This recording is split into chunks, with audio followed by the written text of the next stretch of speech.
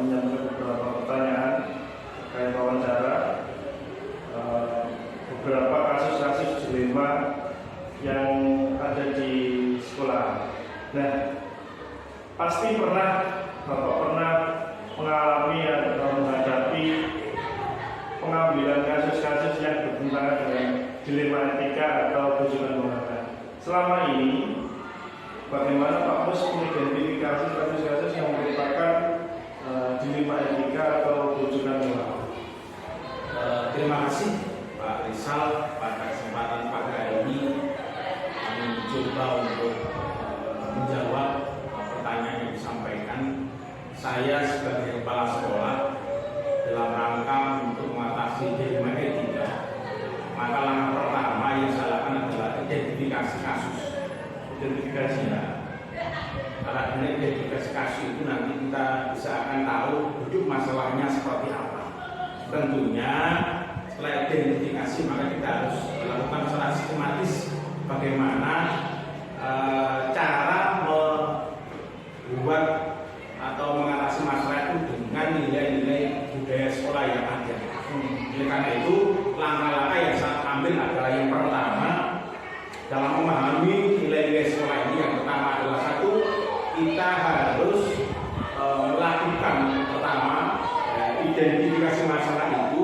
Paling tidak kita harus mencari sumber yang ada sehingga informasi yang kita dapatkan itu nanti komprehensif secara menyeluruh, sehingga nanti dalam rangka kita identifikasi kita akan mengumpulkan mungkin beberapa narasumber yang hubungannya atau yang terkait dengan masalah itu, terus kita analisa, kita duduk bersama untuk mengatasi hal seperti itu, sehingga nanti hasil yang kita capai itu adil dan bijaksana. Setelah itu maka kita nanti ke pengamatan. Bagaimanakah pengamatan kita terhadap nilai-nilai yang kita akan kita putuskan dalam rangka untuk mengatasi kasus dilema etika yang ada di lembaga sekolah ini. Oleh karena itu, setelah kita duduk bareng dengan stakeholder termasuk staf, guru, mungkin juga wali murid, orang tua, paguyuban dan juga komite, kita duduk bersama, kita mencari jalan terbaik sehingga nanti hasil keputusan itu tidak subjektif, tetapi bagaimana cara melangkah kita ini berdasarkan nilai-nilai sekolah yang sudah kita jalankan dan juga dampak nanti setelah hasil itu tentunya harus setelah kita analisa, kita lalu bersama, tentu kita harus ada evaluasi. Karena evaluasi itu nanti akan membuat kita akan menjadi keputusan yang berdampak baik bagi kita semuanya. Setelah kita evaluasi maka ada tindak lanjut. Artinya apa? Kita awasi bersama-sama. Bagaimana hasil daripada hasil yang kita bisa bersama-sama itu, hasilnya nanti tentunya tidak semua kepentingan yang ada di lembaga ini juga ditelayani. Makanya bagaimana caranya kita ini secara komprehensif yang nantinya bisa berdampak positif dan juga dapat diterima oleh semua pihak yang ada di lembaga ini. Makanya ada tidak lanjut, dan tidak lanjut itu nanti menjadi evaluasi bagi sekolah apa yang telah dihasilkan itu nanti akan bisa dilaksanakan sesuai dengan hasil daripada keputusan kita bersama itu. Berarti selama ini Pak Mus selalu melibatkan orang tua, kemudian mungkin komite, guru-guru seperti itu ya? Iya. Jadi keputusan itu nanti kan harus kita, kalau yang ringan, yang tidak berat mungkin kita bisa langsung atasi ketika itu. Tetapi kalau yang melibatkan masalah yang berat, paling tidak kita harus cari informasi dari orang yang terkait, termasuk yang punya wewenang, orang yang ahli di situ, sehingga hasilnya nanti bisa nampak menjadi menjadi nilai pedoman bagi kita semua di lembaga yang saya pimpin di UPT 124 Gresik.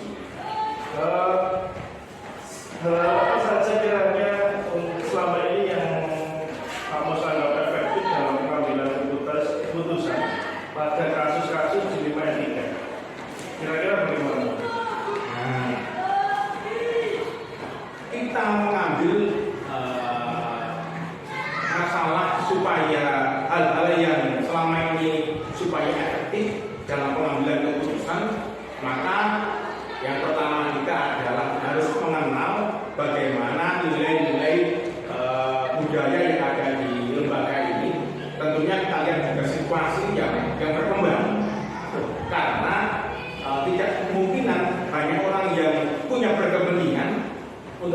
siapa yang terlibat di situ, mengumpulkan fakta-fakta yang sesuai dengan kasus itu, sehingga pengujiannya itu benar apa salah.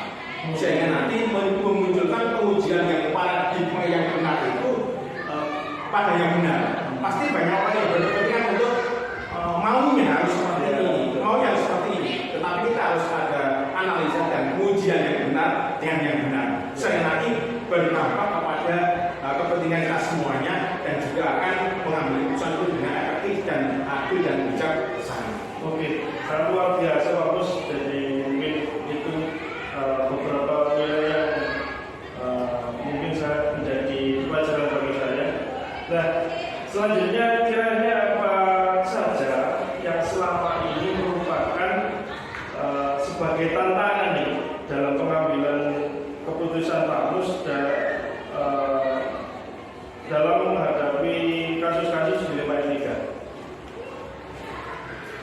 Tantangan yang selama ini dalam rangka kami, saya dan teman-teman di sekolah ini dalam rangka kasus-kasus dilema etika, paling tidak yang pertama adalah tantangannya itu mungkin keterbatasan informasi. Karena sumber informasi yang tidak komprehensif, maka menjadikan keputusan itu juga tidak tepat sasaran. Nah, ini tantangannya. Makanya seringkali tidak semua informasi itu relevan dengan masalah yang dihadapi. Karena itu kita perlu analisa secara menyeluruh. Itu yang pertama. Yang kedua, mungkin ada konflik nilai. Ada berbagai pihak yang mungkin bermain di situ. Mungkin berkepentingan untuk pendapatnya itu mungkin harus diikuti oleh yang lain. Padahal ini kepentingan kita kan harus bersama untuk mencari jalan yang terbaik.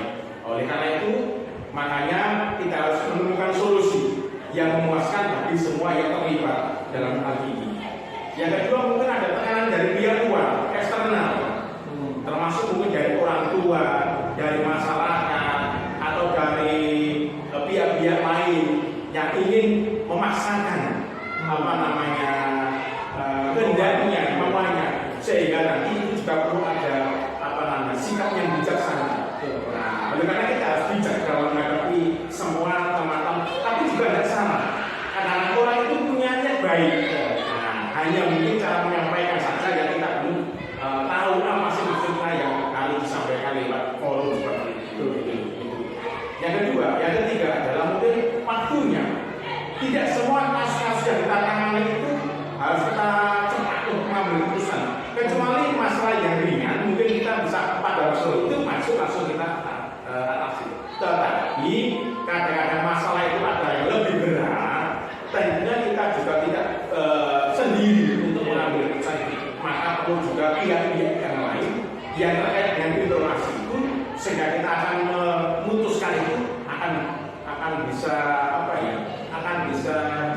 dipahami oleh semua pihak.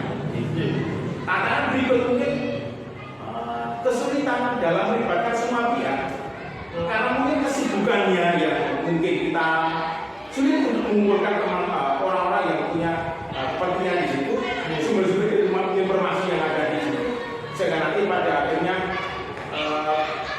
sebenarnya harus segera kita putuskan karena keterbatasan waktu, mungkin agak memakan waktu yang agak lama, sehingga dampak panjangnya mungkin juga keputusan yang diambil tidak hanya menyelesaikan masalah yang jangka pendek saja, tetapi juga jangka panjang yang berdampak positif. Berarti ya harus juga memikirkan jangka panjang itu bagaimana? Ya, sehingga dampaknya positif. Karena masalah ini sehingga masalah ini tidak muncul lagi yang sama seperti yang sama seperti ini, sehingga kita harus berdampak panjang. Seperti apa sih? Ada lagi akan bersubjektivitas. Kecenderungan keputusan itu berdasarkan pengalamannya sendiri, ya, pandangan pribadinya sendiri, sehingga berpengaruh kepada objektivitas sebuah keputusan. Terakhir, komunikasi harus efektif. Makanya setelah itu kita harus menyampaikan keputusan itu secara jelas dan mudah dipahami oleh semua pihak, yang terlihat, sehingga nanti tidak ada timbul masalah yang sama muncul lagi di kemudian hari. Makanya komunikasi yang di Selama ini komunikasi yang jenengan bangun terhadap guru-guru atau stakeholder-nya ada bagaimana? Nah, selama ini komunikasi yang saya bangun dengan teman-teman baik dari Bapak Ibu guru dan staf karyawan, dari komite, paguyuban dan perangkat desa di sini itu harus ada kontinuitas. Jadi kontinu, berkala ada informasi itu harus ada kita sambungkan kepada pihak-pihak stakeholder itu sehingga nanti apapun ada muncul secara cepat kita akan tanggulangi dan kita atasi bersama-sama sehingga nanti memunculkan di dalam suatu lembaga itu ada kondusif nyaman sehingga visi misi sekolah dapat dilaksanakan dengan sebaik-baiknya. Sangat luar biasa. Selanjutnya ini Pak Bos, adakah nih seseorang atau faktor yang selama ini mempermudah atau membantu Pak Mus dalam pengambilan keputusan dilema etika dalam sekolah selama ini? Terima kasih.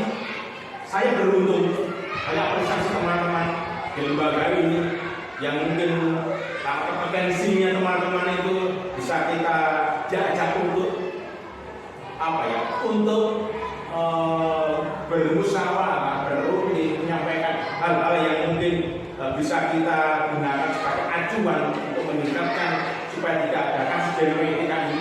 Maka banyak faktor dan individu yang sangat membantu di lembaga ini, termasuk dari Bapak Ibu guru, staf karyawan, paguyuban sekolah, Bapak Ibu komite, bahkan juga orang tua, dan juga mungkin kelompok-kelompok paguyuban yang lain, sehingga dalam rangka pengambilan keputusan itu melalui proses semua stakeholder itu dapat memberikan hasil yang perspektif tambahan yang bagus, informasi yang menyeluruh, tidak sepenggal satu persatu, tetapi sumber-sumber informasi itu kita tampung dan kita analisa menjadi suatu keputusan yang dapat dikembangkan. Tentunya harus berkontak pada keputusan yang adil dan bijaksana. Kira-kira di luar dari itu mungkin dari pihak pengurus kelompok berjalan kepala sekolah atau yang lain apakah ada Ya, dari teman-teman sejawat kelompok kerja kepala sekolah ini biasanya diangkat dalam forum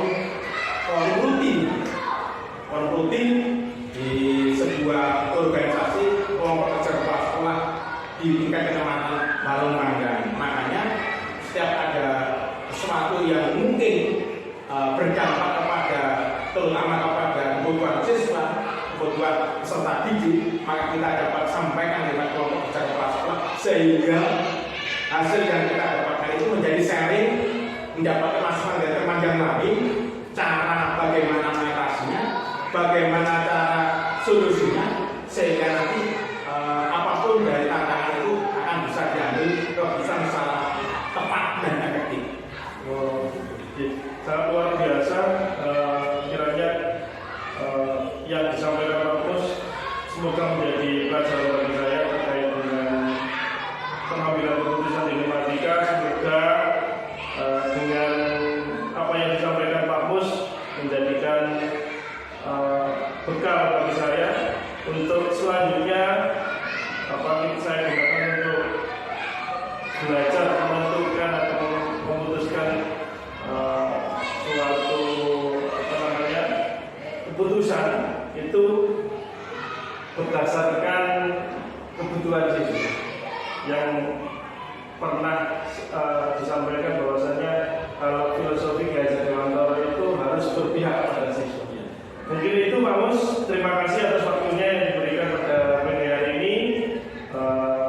Saya ucapkan terima kasih banyak, semoga bisa bermanfaat dan saya Assalamualaikum warahmatullahi wabarakatuh. Terima kasih kembali Pak Wisal, mudah-mudahan dari hasil wawancara yang sekelumit ini menjadikan gambaran secara besar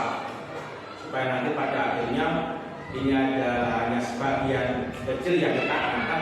Tentunya di kemudian hari kami juga terima kasih atas kehadiran Pak Rizal di sini. Mudah-mudahan dari apa yang saya jawab itu akan menambah referensi jenengan dan juga sekolah ini sudah untuk menambah kegiatan terutama kepada anak-anak didik kita ini semakin hari semakin lebih bagus, terutama dalam ketika ini tidak terjadi lagi di kemudian hari.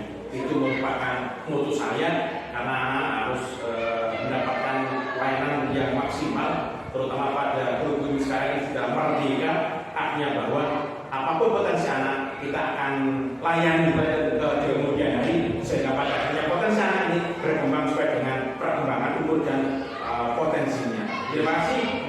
Mudah-mudahan sukses selalu. Kemudian hari itu berdoa kami untuk Pak Rizal, dan mudah-mudahan apa yang sekarang menjadi